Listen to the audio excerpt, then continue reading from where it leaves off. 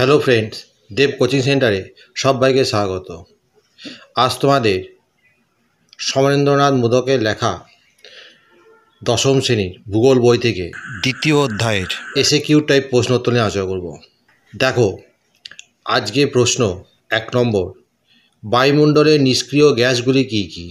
এর উত্তর লিখবে। বায়ুমণ্ডলের নিষ্ক্রিয় গ্যাসগুলি হলো helium, neon, argon, krypton, xenon, radon, methane, nitrous oxide ইত্যাদি। দেখো 2 নম্বর প্রশ্ন, ট্রপোস্ফিয়ারের দুটি বৈশিষ্ট্য লেখো। এর উত্তরে লিখবে ট্রপোস্ফিয়ারের দুটি বৈশিষ্ট্য হলো 1. উষ্ণতা। এই স্তরে প্রতি 1000 মিটার বা 1 কিলোমিটার উচ্চতা বৃদ্ধিতে বায়ুর উষ্ণতা 6.4 ডিগ্রি সেন্টিগ্রেড হ্রাস পায়। 2 নম্বর বৈশিষ্ট্য লিখবে ভর। বায়ুমণ্ডলের গ্যাসীয় উপাদানের মোট ভরের 75% রয়েছে এই স্তরে, ফলে চাপ বেশি। নেক্সট বৈশিষ্ট্য লিখবে ক্ষুব্ধ মণ্ডল। বায়ুমণ্ডলের সমস্ত জলীয় বাষ্প ও জৈব অজৈব কণা কেন্দ্রীভূত হওয়ায় ট্রপোস্ফিয়ারের ঝড়ঝঞ্ঝা, মেঘ, বৃষ্টিপাত, তুষারপাত, শিলাবৃষ্টি, বজ্রপাত ইত্যাদি যাবতীয় ঘটনাবলী সংঘটিত হয়, তাই একে ক্ষুব্ধমণ্ডল বলে। নেক্সট 3 নম্বর প্রশ্ন দেখো, গ্রিন হাউস এফেক্ট কী?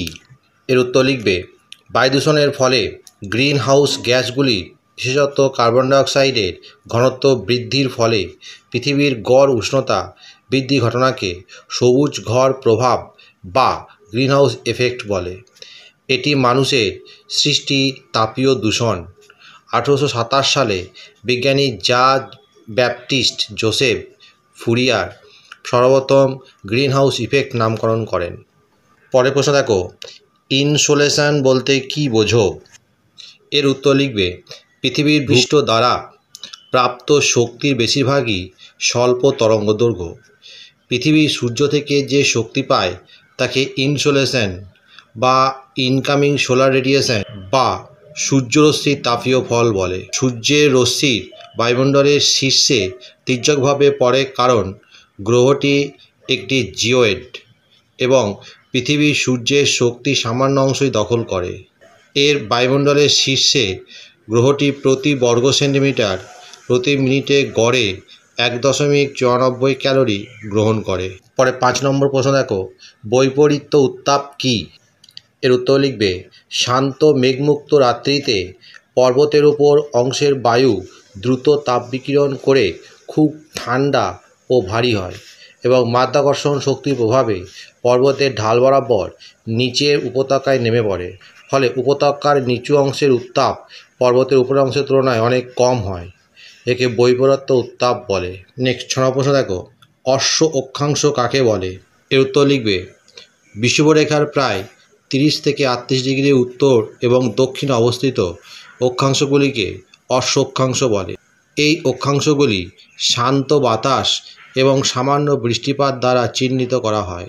শোনা যায় উত্তর আমেরিকা থেকে পশ্চিম ভারতীয় দ্বীপপুঞ্জগামী কোনো এক ঘোড়া বোঝাই জাহাজের নাবিকরা পানীয় জল এবং খাদ্যের অপচয়ের আশঙ্কা তাদের ঘোড়া বা অশ্বগুলিকে এই অঞ্চলের সমুদ্রে ফেলে দিয়েছিল। সেই থেকে উত্তর গোলার্ধের কর্কটীয় শান্ত বলয়ের অন্তর্গত 30 থেকে 38 ডিগ্রি উত্তর অক্ষাংশকে অশ্ব অক্ষাংশ বলা হয়। পরে 7 নম্বর প্রশ্ন দেখো, ঘূর্ণবাত কাকে বলে? এর উত্তর লিখবে ক্রান্তীয় ও নাতিশীতোষ্ণ মণ্ডলে নিম্নচাপ কক্ষকে বেষ্টন করে কুণ্ডলীর মতো পাক্ষে কেন্দ্রমুখী ও ঊর্ধ্বগামী দ্রুত গতিসম্পন্ন উষ্ণ ঘূর্ণি বায়ুপ্রবাহকে ঘূর্ণবাত বলে। হেনরি পিডিংটন প্রথম ঘূর্ণবাত শব্দটি প্রচলন করেন। পরে 8 নম্বর প্রশ্ন দেখো, বিউফোর্ট স্কেল কী? এর উত্তর লিখবে বিউফোর্ট স্কেল হলো একটি পরীক্ষামূলক পরিমাপ যা সমুদ্রে বা স্থলে পর্যবেক্ষণ করা অবস্থার সাথে বাতাসের গতিকে সম্পর্কিত করে। এর পুরো নাম বিউফোর্ট উইন্ড ফোর্স স্কেল। 9 নম্বর প্রশ্ন দেখো, অ্যারোসল বলতে কী বোঝো? এর উত্তর লিখবে অ্যারোসল হলো বায়ু বা অন্য কোনো গ্যাসের সূক্ষ্ম কঠিন কণা বা তরল ফোটার সাসপেনশন। অ্যারোসল প্রাকৃতিক বা মানবসৃষ্ট হতে পারে।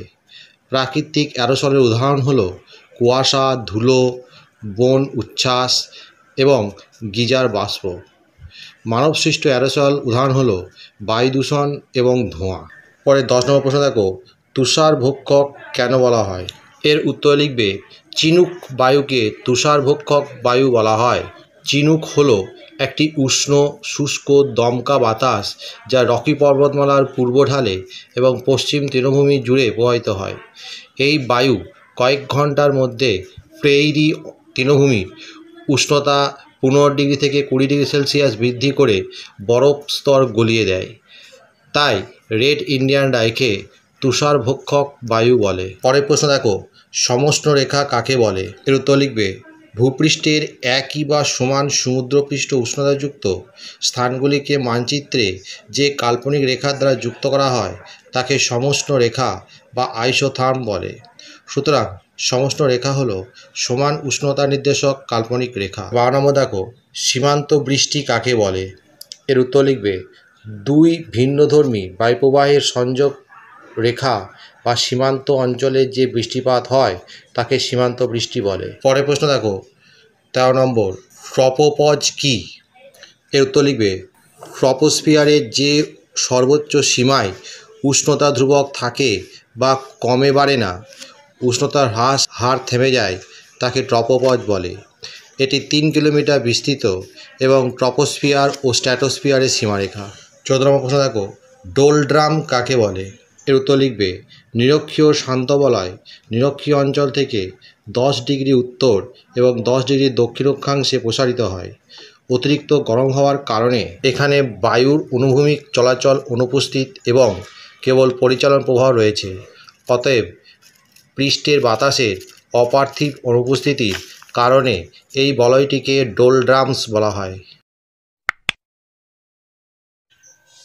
বন্ধুরা, এখানেই শেষ করছি। পরবর্তী ভিডিওতে আবার দেখা হবে। ভিডিওটি ভালো লাগলে অবশ্যই লাইক, কমেন্ট, শেয়ার করবে।